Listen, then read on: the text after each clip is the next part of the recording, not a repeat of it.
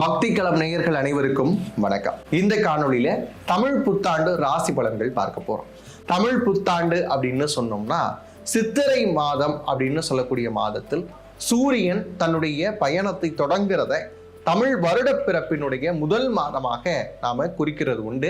அப்படி பார்க்கிறப்ப சூரியனுடைய பிளேஸ்மெண்ட் பொறுத்து அதனுடைய ராசி அடிப்படைகள்ல எப்படியான கிரகங்கள் இருக்கு அப்படிங்கிறத பொறுத்தும் ஒவ்வொரு ராசிக்கும் என்னென்ன பலன்கள் கிடைக்க போகுது அப்படிங்கிறத நாம இந்த காணொளியில பார்க்க போறோம். அப்படி பார்க்கிறப்ப தமிழ் வருடங்கள் 60 வருடங்களை நமக்கு நம் முன்னோர்கள் கொடுத்திருக்கிறாங்க. இதில் நிறைய சர்ச்சைகள் உண்டு. என்ன அப்படின்னு பார்க்கிறப்ப வருடங்களுடைய பெயர்கள் எல்லாமே சமஸ்கிருதத்தில் இருக்கிறதே சான்ஸ்கிரிட்டட் வெர்ஷனா இருக்கு. இது எப்படி தமிழ் பெயராகும், தமிழ் வருடங்களாக மாறும் அப்படின்லாம் நிறைய பேர் கேட்பாங்க. ஒவ்வொரு சான்ஸ்கிரிட் பெயருக்கும் நமக்கு தமிழ் பெயர்கள் உண்டு. இந்த வருடம் அப்படின்னு பார்த்தீங்கன்னா விஸ்வாவசு ஆண்டிலிருந்து நம்ம பிராபவ வருடத்திற்குள்ளாக நுழைகிறோம். இந்த பிராபவ வருடம் அப்படிங்கிறது என்ன குறிக்கிறது அப்படின்னு பார்த்தீங்கன்னா தமிழ்ல அருத்தோற்றம் அப்படின்னு குறிக்குது. பொதுவாகவே நம்மளுடைய வாழ்க்கையில எல்லா விஷயங்களையும் அடைவதற்கு அருள் அப்படிங்கிற விஷயம் கண்டிப்பா வேணும். அது இறையருளாக இருந்தாலும் சரி, இறையை நம்பாதவர்கள் இயற்கையை நம்புறேன் அப்படின்னு சொன்னா இந்த இயற்கையினுடைய அருளாக இருந்தாலும் சரி, அருள் அப்படிங்கிற பிளெஸிங்ஸ் நமக்கு எப்பயுமே வேணும். வள்ளுவர் கூட என்ன சொல்றாரு அப்படின்னு பார்த்தீங்கன்னா அருளிலாருக்கு அவ்வுலகம் இல்லை, பொருளிலாருக்கு இவ்வுலகம் இல்லை அப்படின்னு சொல்லி வைக்கிறார். அப்படி பார்க்கிறப்ப அருள் அதை கொடுக்கக்கூடிய தோற்றமாக அருத்தோற்றமாக இந்த பிராபவ வருடம் வருகிறது. பிராபவ வருடம் அப்படின்னு சொன்னாலே பஞ்சாங்கத்துல சில குறிப்புகள் இருக்கும். அதுபடி பார்க்கிறப்ப நல்ல விளைச்சல் கொடுக்கக்கூடிய வருடமாக இந்த பிராபவ வருடம் அமைய போகிறது. விவசாயத்திற்கான செழிப்பை கொடுக்கக்கூடிய ஒரு வருடம் அப்படின்னு இதை சொல்லலாம். அது மட்டும் இல்லாம போர்கள் இது மாதிரியான விஷயங்கள் இருந்தாலும் கூட இறுதியில் மக்கள் நினைக்கக்கூடிய வகையில இந்த மாற்றங்கள் எல்லாம் நிகழக்கூடிய வருடமாகவும் பிராபவ வருடம் இருக்கும். அது மட்டும் இல்லாம அரசியலில் கண்டிப்பாக மக்கள் நினைக்கும் மாற்றங்கள் வரும் அப்படிங்கிறது தான் பிராபவ வருடத்தினுடைய மிக முக்கியமான கணிப்பு அப்படிங்கிறத பார்க்கிறோம். அது மட்டும் இல்லை, இந்த பிராபவ வருடத்தினுடைய ஒரு ராஜசபை அப்படின்னு நினைச்சுக்கோங்க. ஒரு ராஜா இருப்பார், ஒரு ராஜசபைன்னு சொன்னா ஒரு ராஜா இருப்பார், ஒரு மந்திரி இருப்பார், சேனாதிபதி இருப்பார். அந்த மாதிரி பார்க்குறப்ப நமக்கு சில ப்ரெடிக்ஷன்ஸ் உண்டு. இந்த வருடத்தினுடைய ராஜா யார் தெரியுமாங்க? மன்னவன், பொன்னவன், பிரகஸ்பதி அப்படின்னு சொல்லக்கூடிய குரு பகவான் தான் ராஜாவா வரார். அப்ப அவருக்கு மேகாதிபதி அப்படிங்கிறப்ப உங்களுக்கு அந்த வார்த்தையே புரிஞ்சிருக்கும். மழை கொடுக்கக்கூடிய கிரகமாக யார் வராங்க அப்படின்னு பார்த்தீங்கன்னா சந்திரனும், தானியாதிபதியாக செவ்வாயும் வராங்க. இது ரொம்ப முக்கியமான வருடமாக பார்க்கப்படுது. இந்த பிராபவ வருடம் அப்படிங்கிறது எல்லாருக்குமே ரொம்ப முக்கியமான முடிவுகள் எடுப்பதற்கான வருடமாக அமையும். இந்த வருடம் மேஷம் முதல் மீனம் வரைக்கும் இருக்கக்கூடியவங்களுக்கு எப்படி இருக்க போகுது அப்படிங்கிறதா இந்த காணொளியில நம்ம பார்க்க போறோம். ரிஷப ராசிக்கு இந்த தமிழ் புத்தாண்டு பலன்கள் எப்படி இருக்க போகிறது அப்படின்னு கேட்டீங்கன்னா, பொதுவாகவே ரிஷப ராசிக்கு ஒரு குணம் இருக்குங்க. என்ன அப்படின்னு பார்த்தீங்கன்னா எல்லார் மீதும் அன்பு செலுத்தக்கூடிய விஷயம். அது எப்படி உங்களால மட்டும் முடியுதுன்னு தெரியல. பகைவன் அப்படின்னு சொல்லக்கூடிய எதிரி அப்படின்னாலும் கூட அவங்க இடத்துலையும் கூட அக்கறையா அனுசரணையா நடத்தக்கூடிய ஒரு அமைப்பு. ரொம்ப நல்லவன் அப்படின்னு சொல்ற அளவுக்கு அவங்க மேல கூட அன்பு செலுத்தக்கூடிய அமைப்பு அப்படிங்கிறது ரிஷபத்துக்கு உண்டு.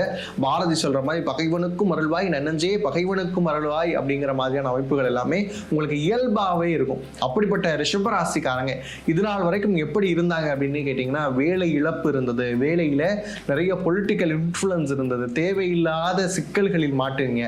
அது மட்டும் இல்லாமல் ப்ரமோஷன்ஸ் அப்படிங்கிற விஷயம் இல்லாமல் இருந்தது, ப்ரமோஷன் கிடைச்சாலும் ஹைக் இல்லாமல் இருந்தது.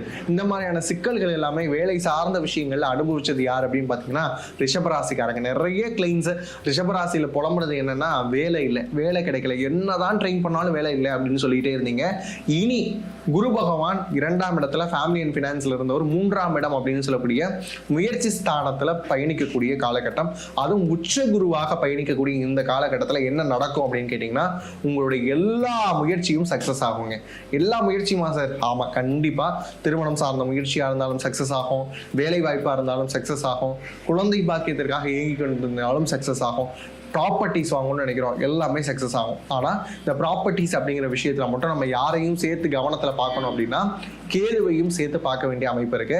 ஏன்னா கேது அப்படிங்கிறவர் எங்கே இருக்கிறாரு? 4ஆம் இடம் அப்படின்னு சொல்லக்கூடிய ப்ராப்பர்ட்டிஸ் சார்ந்த விஷயங்கள்ல இருக்கிறாரு. அப்போ என்ன பண்ணணும் அப்படின்னு கேட்டிங்கன்னா, ஒரு இடம் வாங்குறீங்க இல்லை ஒரு வீடு வாங்குறீங்க அப்படின்னா அதனுடைய தாய் பத்திரங்கள் சரியாக இருக்கிறதா அப்படிங்கிறத பார்க்கணும்.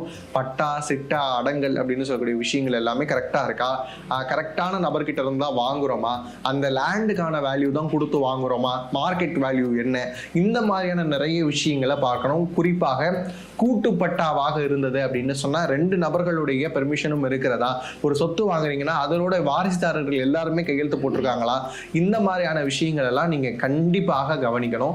அது மட்டும் இல்லாம சனி பகவான் எங்க இருக்கிறார் அப்படின்னு பாத்தீங்கன்னா உங்களோட ராசிக்கு 11ஆம் இடம் அப்படின்னு சொல்லக்கூடிய சுகஸ்தானத்துல இருக்கிறார். இதுக்கு மேல என்ன வேணும்? உங்களுடைய லைஃப் காசி அண்ட் கம்ஃபர்டபுளான ஒரு லைஃப்குள்ள போக போகுது.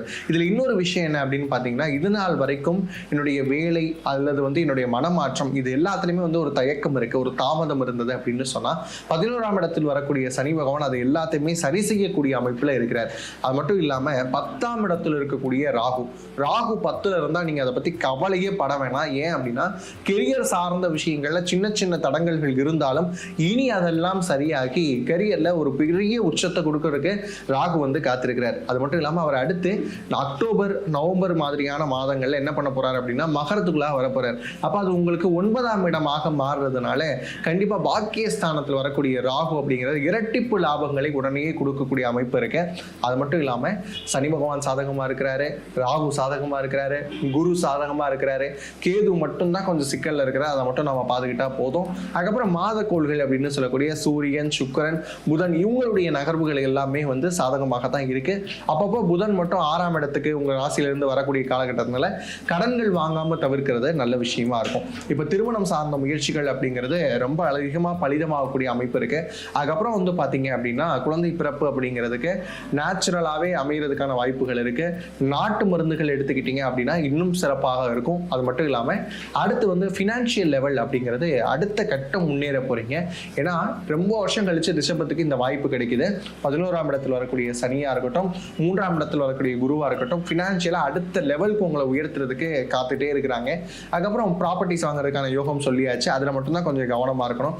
அதுக்கப்புறம் இன்வெஸ்ட்மெண்ட் அப்படிங்கிற செக்டார்ல கோல்டு வாங்கலாம், நிலம் வாங்கலாம், ஷேர்ஸ்ல இன்வெஸ்ட் பண்ணலாம்.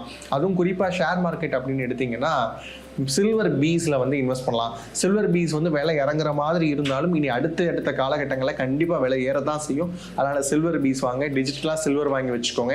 இதை தான் நான் 2026 ஆரம்பிச்சதுலேருந்து உங்களுக்கு சொல்லிட்டு இருக்கிறேன். இது வரைக்கும் ஃபாலோ பண்ணலன்னா கூட இதை ஃபாலோ பண்ண ஆரம்பிங்க. தங்கம் முதலீடுகள் எங்கே எதுவும் ஆரம்பிக்க முடியுதா அப்படிங்கிற விஷயத்த பாருங்க. சீட்டு மாதிரியான விஷயங்கள் போட்டு தங்கம் எடுக்க முடியுதா அப்படிங்கிற விஷயத்த பாருங்க. கடன்கள் குறைவதற்கான வாய்ப்பு அப்படிங்கிறது ரிஷபத்துக்கு பயங்கரமா இருக்கு.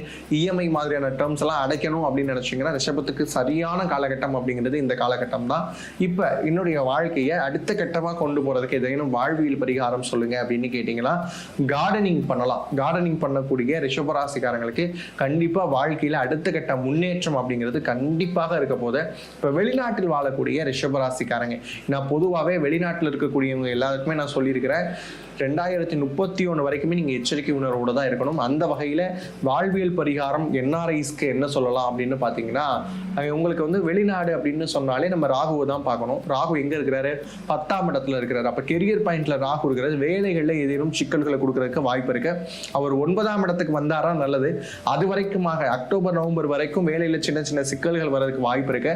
அப்ப ராகுவை பிரீத்தி பண்ணணும் அப்படின்னா நம்ம என்ன செய்யணும் அப்படின்னா துர்க்கை மந்திரங்களை சொல்லலாம். அதுவும் குறிப்பா ராகு காலத்தில் ஞாயிற்றுக்கிழமை வரக்கூடிய ராகு கால நேரத்துல துர்க்கையினுடைய மந்திரங்களை சொல்லி, துர்கா சாலிசா மாதிரியான மந்திரங்களை சொல்லி மனதார வழிபட்டீங்க அப்படின்னு சொன்னா ராகுவால் வரக்கூடிய பாதிப்பு அப்படிங்கிறது அகலக்கூடிய வாய்ப்புகள் இருக்கு. இதே மாதிரியாக அடுத்தடுத்த காணொளிகளில் உங்களை சந்திக்கும் வரை உங்களிடமிருந்து விடைபெறுவது நான் உங்கள் பாலுவானந்த். நன்றி, வணக்கம்.